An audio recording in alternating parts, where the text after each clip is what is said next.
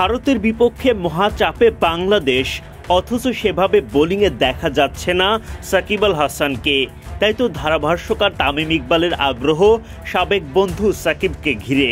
আরেক ধারাভাষ্যকার মুরালী কার্তিকের কাছে তামিম জানতে চান সাকিব যথেষ্ট বোলিং করছে না। মুরালী কার্তিক আজ সকালে তার সঙ্গে কথা বলেছে। তখন কার্তিক বলেন, অনেক দিন ধরে পরিচয়ের সুবাদে তার কাছে যাই এবং জানতে চাই কেন সে যথেষ্ট বোলিং করছে না। সে আমাকে জানালো তার বোলিং হ্যান্ডে ফিঙ্গার সার্জারি করা হয়েছে এবং তার কাঁধের সমস্যা তো আছেই। দুটোর সমন্বয়ে এমনটা হচ্ছে।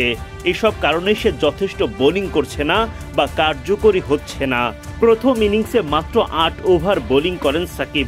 দ্বিতীয় ইনিংসেও কালে ভদ্রে আসছেন বোলিংয়ে। প্রাকৃতিক ও নিরাপদ জিরোক্যাল ক্লাসিকের সাথে এখন পাওয়া যাচ্ছে জিরোক্যাল স্টেভিয়া। ভারতের বড় লিডের বোঝা মাথায় নিয়ে ৩ নম্বর দিনে মাঠে নামে বাংলাদেশ।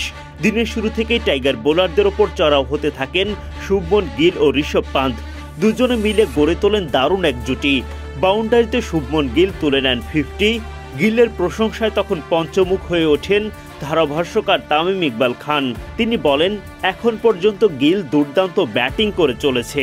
গতদিন কয়েকটা দারুণ পুল শট খেলেছিল, আজকে কয়েকটা বড় ছক্কা মারল। শারীরিকভাবে বড় মানুষ না, কিন্তু বড় বড় শট খেলতে পারে। গিলের সঙ্গে জুটি বেঁধে বাংলাদেশকে চাপে রাখা আরেক ব্যাটার ঋষভ পান্থকে নিয়েও কথা বলেন খান সাহেব।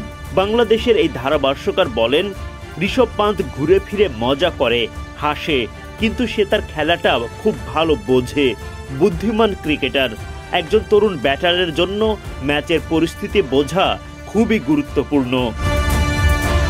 পরিস্থিতি বুঝে খেলা ঋষভ পান্থ তুলে নেন 50। সাকিবকে বাউন্ডারি হাঁকিয়ে পান্থ পূরণ করেন নিজেদের জুটির শতক। ভারতীয়দের লিড 400 পেরিয়ে 500 রানের পথে যাত্রা শুরু করে।